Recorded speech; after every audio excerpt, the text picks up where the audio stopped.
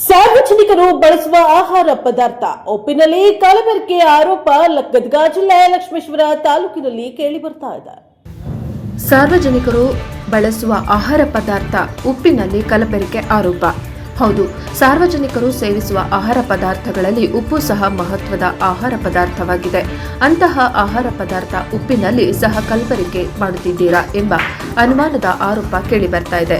ಹಾಗಾದರೆ ಅದು ಎಲ್ಲಿ ಅಂತೀರಾ? ಲಕ್ಷ್ಮೇಶ್ವರ ಪಟ್ಟಣದ ಮನೆಯೊಂದರಲ್ಲಿ ದಿನನಿತ್ಯ ತಯಾರಿಸುತ್ತಿದ್ದ ಊಟದ ಆಹಾರದಲ್ಲಿ ಉಪ್ಪು ಅವಶ್ಯವಾಗಿ ಹಾಕಲೇಬೇಕು. ಉಪ್ಪು ಹಾಕಿದ ಅಡುಗೆಯನ್ನು ಮಾಡಿದಾಗಲೆಲ್ಲ ಆಹಾರದಲ್ಲಿ ಕರಕರ ಎಂಬ ಹರಳಿನ ಸದ್ದು ಬರುತ್ತಿತ್ತು. ಇದು ಎದರಲ್ಲಿ ಬರುತ್ತಿದೆ ಎಂದು ತಮ್ಮ ಮನೆಯಲ್ಲಿರುವ ಉಪ್ಪನ್ನು ಬಿಸಿ ನೀರಿನಲ್ಲಿ ಹಾಕಿದಾಗ ಉಪ್ಪು ಕರಗದೆ ಇರುವುದರಿಂದ ಹಾಗೂ ಉಪ್ಪಿನಲ್ಲಿ ಕಲಬೆರಕೆ ಬೆಳ್ಳಗೆ ಉಪ್ಪಿನ ತರ ಇರುವ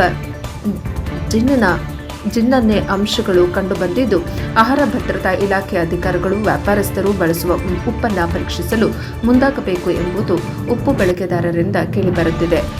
ವರದಿ ವೀರಣ್ಣ ಹಡಪದ NKS TV4 ಲಕ್ಷ್ಮೇಶ್ವರ.